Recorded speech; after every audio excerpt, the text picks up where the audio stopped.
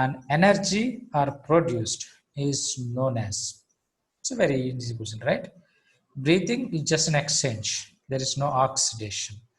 Inspiration and respiration and expiration, right? Inspiration and expiration are part of the breathing, right? In the process of breathing, you inhale and you exhale, you inspire and you expire, right?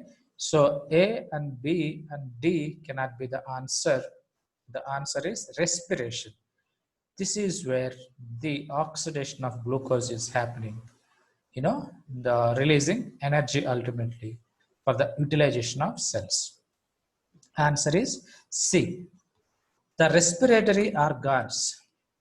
Right, the answer is C here. The respiratory organs vary in different animals due to what? It is a direct statement that has been taken from NCERT.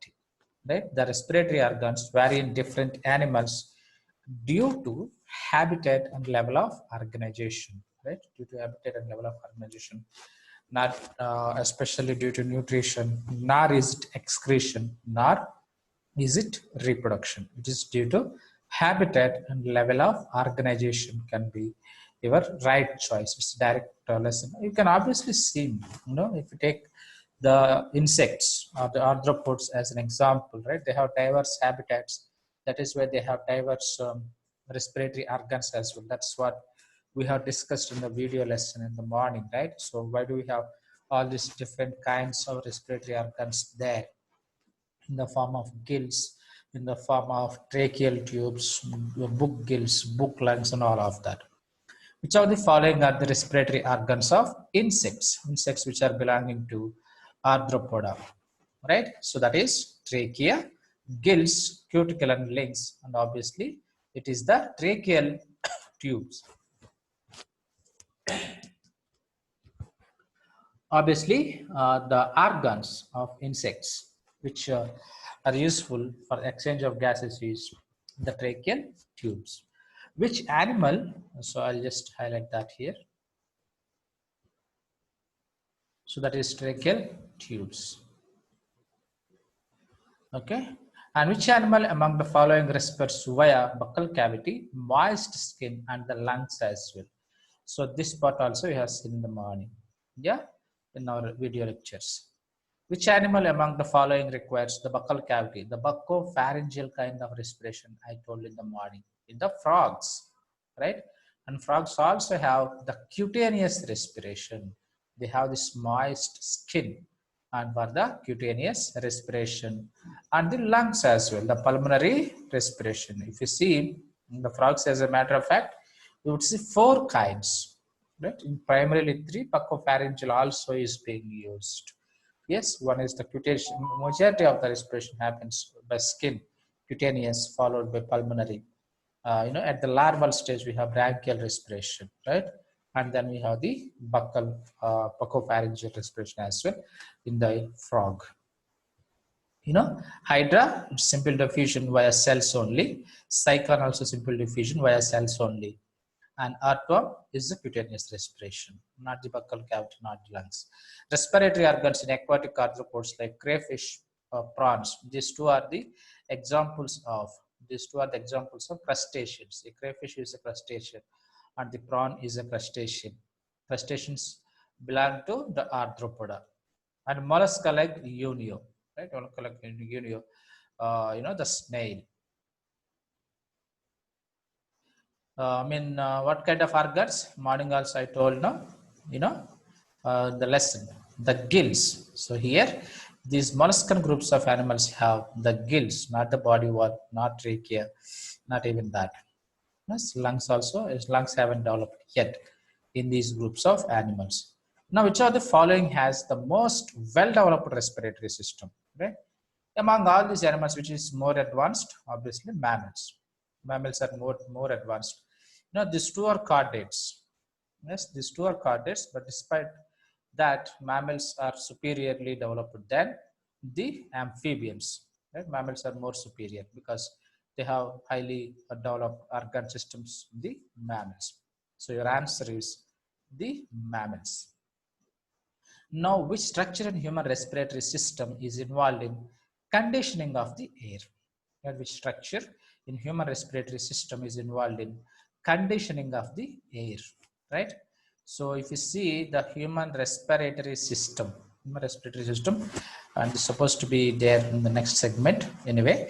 So here the conditioning. So yesterday I have given in the class I have given example as, you know, how when you are in a air conditioned room, when you are in an air conditioned room, AC room, you set the temperature to 18 to 20 to feel this cold, right? I mean, to feel this cool. And our body temperature is 36 degrees centigrade, some 98.6 Fahrenheit. Yes. In such a situation, so there is an imbalance. There is an imbalance between the internal body temperature and the external body temperature. When you take this, when you inhale this air, when you inhale this air into the body, obviously the body cannot go to 20 degrees centigrade. The human beings are not cold-blooded animals; we're warm-blooded animals. So that's why there should be elevation of temperature should happen, right? The elevation of temperature should happen to the body level. So that is happening with the nasal cavity or the nasal chambers, right? The nasal cavity is divided into nasal chambers, right? So that is where the conditioning is happening. So as a matter of fact, the respiratory system maintains the body temperature, else, or if that is not happening, so we grow stone cold, not even stone cold, that means colder. So that is the nasal chamber. Now, which groups of animals respire through lungs? Right? So, which is lungs here? Earthworm insects, obviously no, right? Cutaneous and tracheal. Sponges, cylinders, and flatworms, primitive animals, obviously lungs haven't developed. And fishes, aquatic arthropods, right? Fishes have lungs, and aquatic arthropods obviously doesn't have them. Aquatic arthropods, what do they use? Aquatic arthropods, yes, what do they use is their crustaceans, the gills they'll use, reptiles, birds, and mammals. Yes, these are the advanced animals, and they use the lungs. They use the lungs. Now, skin of a man cannot act as respiratory organ because why is that? Why is that is, you can say all of this as a matter of fact. But when I discussed in the morning, so it should be moist, it should be thin, and it should not be permeable. It should be permeable. It should be permeable to O2 and CO2. That's what large and should be able to permeable. I have discussed in the class in the morning the same question, right? It should be moist. It should not be dry, and it should be thin enough. If you see the skin has the compound epithelium.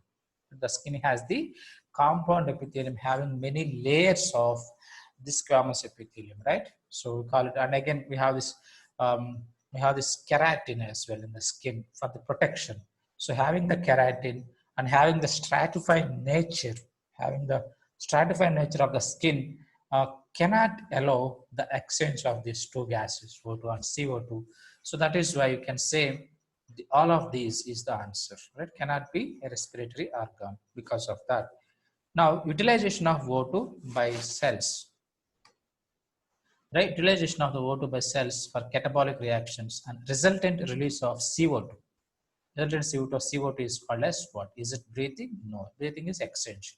Pulmonary ventilation? No, it cannot be. Right? That is cellular respiration. That is cellular respiration. So please be aware of the difference between these three terms. So I have explained in my first class. So what is the difference of cellular respiration, pulmonary ventilation, and the breathing? Yes, and this you have to have absolute clarity. So where you draw a line there, so why these terms are associated with one another? Yes, so that you got to be very clear. So please go through that lesson if need be once. The process by which O2 rich atmospheric air is drawn in and CO2 rich alveolar air is released out. So now this will be the breathing, right? So it is simply the exchange, right? So all these anabolic, catabolic reactions, all of this is not happening. Just the air is being brought in and some air is being sent out, right? I mean, some gas is being brought in, some gas is being sent out.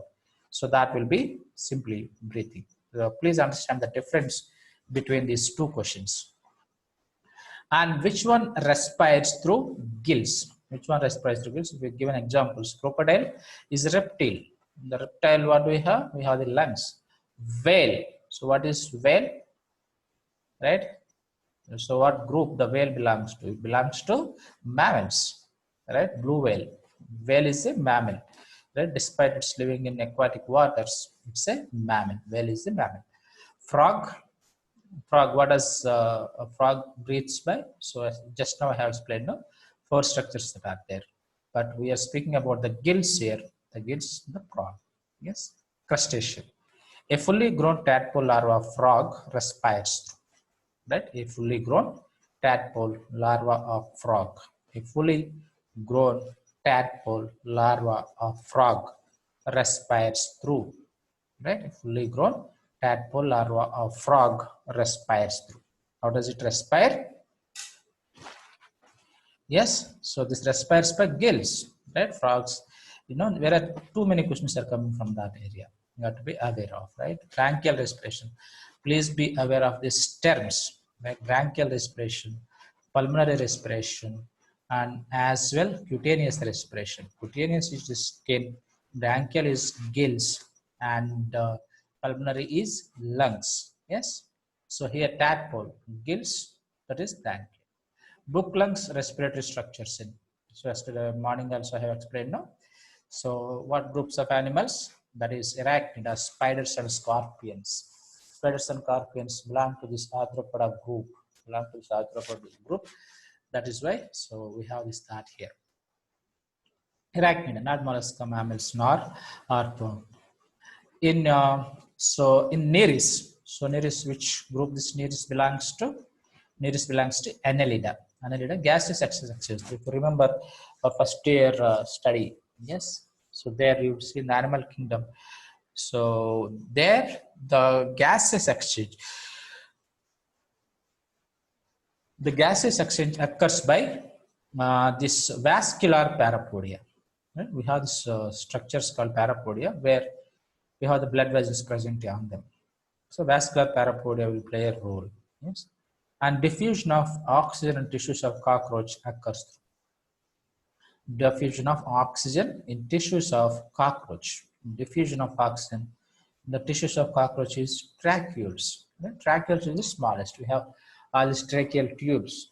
They get branched out, and just like bronchioles, they get branched out. Ultimately, they lead to the smallest of the tubes, and the smallest of the tubes are called as tracheoles, where the exchange will happen, right?